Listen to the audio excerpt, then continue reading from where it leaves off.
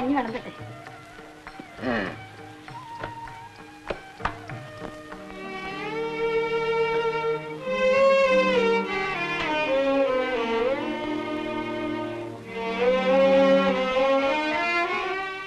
നീ ഇതുവരെ പോയില്ലേ മോളെ? ഇന്ന് എക്സാമിനേഷൻ ഫീസ് കെട്ടിന്റെ ലാസ്റ്റ് ഡേ ആണ്. ചേച്ചി വരാൻ വേണ്ടി കാത്ത് നിൽക്കുകയാണ് അച്ഛാ.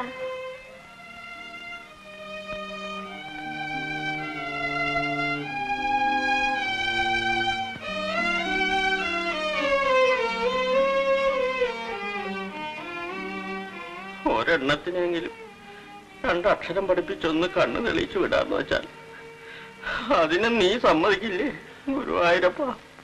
തെയ്യും തത്ത തെയ്യും താഹ തെയ്യും തത്ത തെയ്യും താഹ തെയ്യും തത്ത തെയ്യും താഹ തെയ്യും തത്ത തെയ്യും താഹ തെയ്യും തത്ത തെയ്യും താഹ. ആ ഇരിക്കും. തെയ്യും തത്ത തെയ്യും താഹ തെയ്യും തത്ത. വേണു വന്നിട്ടുണ്ട്. ആ രാമേന്ദ്രനെ കണ്ടോ? ഓ, 5000 രൂപയ്ക്ക് ഒരു ചെക്ക് തന്നു. 3000 രൂപ നാളെ തരാമെന്ന് പറഞ്ഞിരിക്കുകയാണ്. പിള്ളയോ? പിള്ളയും ചെക്കാണ് തന്നിരിക്കുന്നത്. മറ്റെല്ലാ രൂപയും കിട്ടി. ആ നമസ്കാരം ചെയ്തോളൂ. 1 2.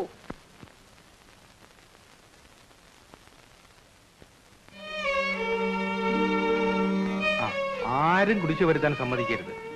കുടിശ്ശിക വരുത്തിയാൽ പിന്നെ പിരിച്ചെടുക്കാൻ ബുദ്ധിമുട്ടാകും. ശരി സർ. എന്താ പ്രിയമതേ? ശരി, വേണു പൊയ്ക്കുള്ളൂ. പറഞ്ഞു മനസ്സിലായല്ലോ. കടം വാങ്ങിക്കുമ്പോൾ കാണിക്കുന്ന ഉത്സാഹം തിരിച്ചു തരുന്ന കാര്യത്തിൽ ആളുകൾ കാണിച്ചെന്ന് വരില്ല. അത് നമ്മൾ മനസ്സിലാക്കിയിരിക്കണം. ഓ ശരി സർ. എന്റെ അനുജത്തിക്ക് ഇന്ന് എക്സാമിനേഷൻ ഫീസ് കൊടുക്കേണ്ട അവസാനത്തെ ദിവസമാണ്. ഞാൻ ചെല്ലാൻ വേണ്ടി അവൾ കാത്തിരിക്കും. ഇത് പറയാൻ വേണ്ടിയാണോ ഇവിടെ നിന്നത്? ശരി, പോയിക്കൊള്ളൂ.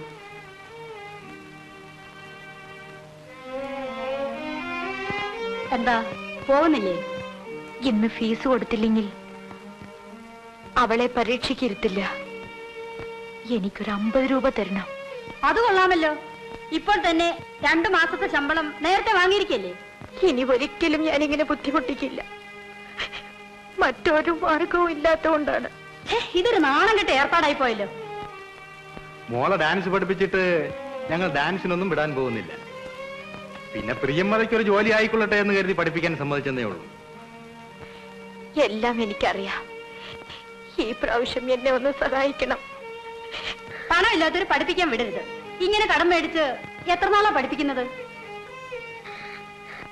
ഇനിയിപ്പോ അതും ഇതുമൊക്കെ പറയുന്നത് എന്തിനാ?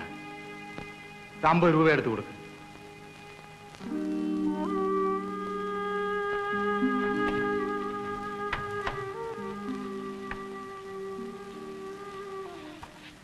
ഇനിയിപ്പോ നീ പോകണ്ട. ആ പുസ്തകം കൊണ്ടുവന്ന് അകത്ത് വെച്ചേ. ഇന്നെ ഫീസ് അടിക്കണ അച്ഛാ.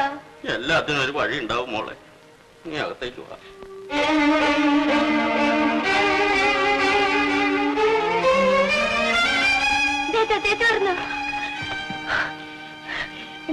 വേഗം പറ്റോ? ഞാൻ പോന്നച്ചാ. അമ്മ ഞാൻ പോന്നു.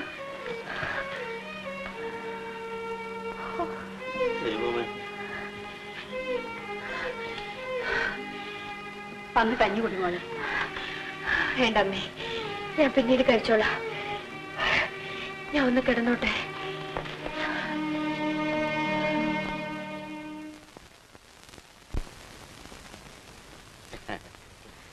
പഠിക്കേട്ടാ, നമ്മൾ തമ്മിൽ നേരത്തെ ഒരു വാക്കുണ്ടായിരുന്നു. അതുകൊണ്ടാണ് അത് പറയാമെന്ന് കരുതി ഇങ്ങോട്ട് പോന്നത്. ഒന്നും പറയണ്ട, എല്ലാ കാര്യങ്ങളും എനിക്ക് അറിയാൻ കഴിയുന്ന പണിക്കരെ. എന്നാ പിന്നെ എന്തിനു താമസിപ്പിക്കുന്നു? ചെറുക്കനാണെങ്കിൽ വിവാഹപ്രായമായി. ഈശ്വര സഹായത്താൽ അവനൊരു ഉദ്യോഗവും ഉണ്ട്. പ്രിയംവദയ്ക്കും വിവാഹം കഴിക്കാനുള്ള വയസ്സായി. എന്നാ പിന്നെ അതങ്ങ് നടത്തരുതോ? എന്റെ ഇപ്പോഴത്തെ അവസ്ഥ അങ്ങനെയൊക്കെ ആലോചിക്കാനുണ്ടോ പണിക്കരേട്ടാ? നമ്മൾ പണ്ടത്തെ പരിചയക്കാരല്ലേ? എന്റെ മകനും നിങ്ങളുടെ മകളും തമ്മിൽ കല്യാണം കഴിപ്പിക്കാനുള്ള നിലയും വിലയും ഒക്കെ ഇന്നും നമുക്ക് രണ്ടുപേർക്കും ഉണ്ട്.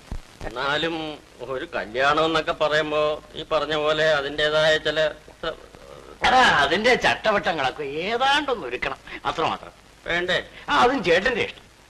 ഞാനാണെങ്കിൽ ഒന്നുമില്ലാത്തവനായിരുന്നു എന്ന് പറയാലോ പണിക്കർക്ക്.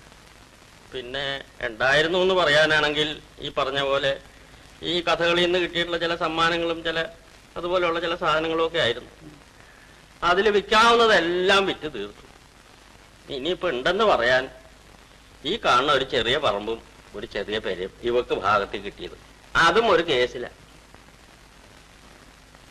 അതുകൊണ്ട് ഒരു ചെറിയ സാവകാശം തരികയാണെങ്കിൽ ഞാനൊന്ന് നോക്കാം. അതിനെന്താ, ഇത്ര സമയം തരാമെങ്കിൽ അല്പസമയം കൂടെ തന്നാൽ എനിക്ക് എന്താ ബുദ്ധിമുട്ട്.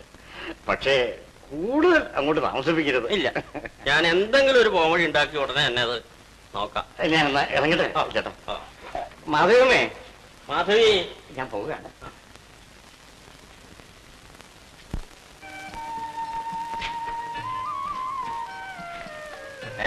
പഠിക്കുന്ന ചേട്ടാ പറഞ്ഞതുപോലെ തന്നെ മറ്റേ മാധവമേ, എന്തൊരു വെയിൽ.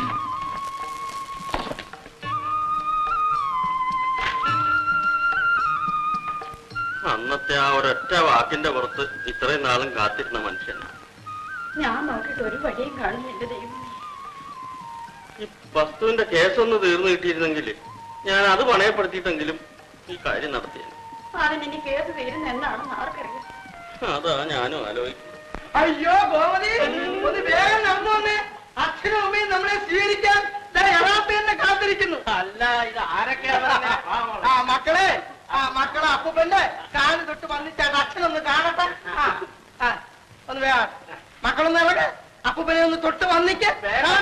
കൊച്ചു പിള്ളേരല്ലേ, അയ്യോ എന്നാലും അങ്ങനെയല്ല, അപ്പൂപ്പനെ തൊട്ട് വന്നിട്ട് അച്ഛനൊന്ന് കാണട്ടെ.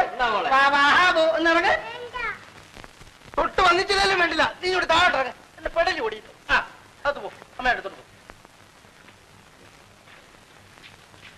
ഗോമതി, നമ്മൾ കൊണ്ടുവന്ന് പലഹാരം ഒരു പ്ലേറ്റിൽ എടുത്തോണ്ട് വാ, അമ്മാവിന് കൊടുക്കാന്. ഓ, അതിനൊക്കെ ഇനി സമയമുണ്ടല്ലോ വാച്ചു. ഞാന് ഒരു എഴുത്തയച്ചിരുന്നു, കിട്ടിയില്ലയോ?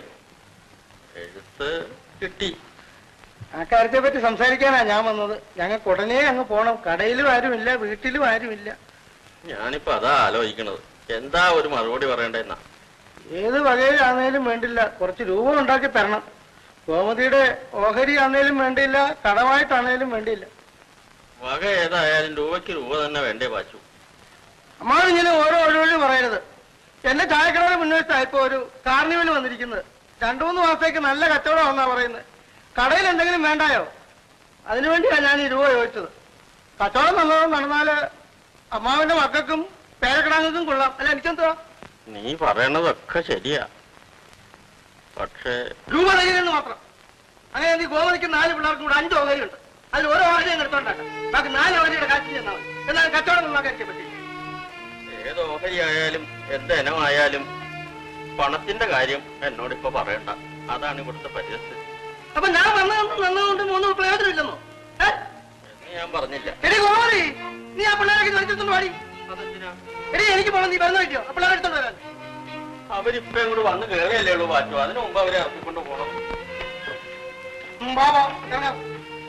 ഇതെന്താ ഇങ്ങനെ? നീ വരുന്നുണ്ടോ? രണ്ടാമത് എനിക്ക് പറയണം. ഈ കുഞ്ഞുങ്ങൾക്ക് ഒരു തുള്ളി വെള്ളം പോലും കൊടുത്തില്ല ബാച്ചു. അവർക്ക് വെള്ളം വാങ്ങിച്ചു കൊടുക്കാനുള്ള കാശ് എന്റെ കയ്യിലുണ്ട്. ഞാൻ വെറും പാച്ചു ഒന്നുമല്ല, പാച്ചുള്ളയാ. അറിയോ?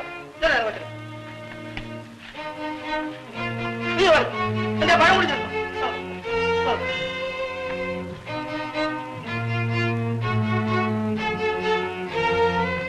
ഇവിടെ ഇപ്പൊ എന്താ ഉണ്ടായത്? അവന് കുറച്ച് രൂപ വേണം. അവിടെ കാർണിവലോ കുന്തോ ഏതാണ്ടോ വന്നേക്കണോ അത്രേ.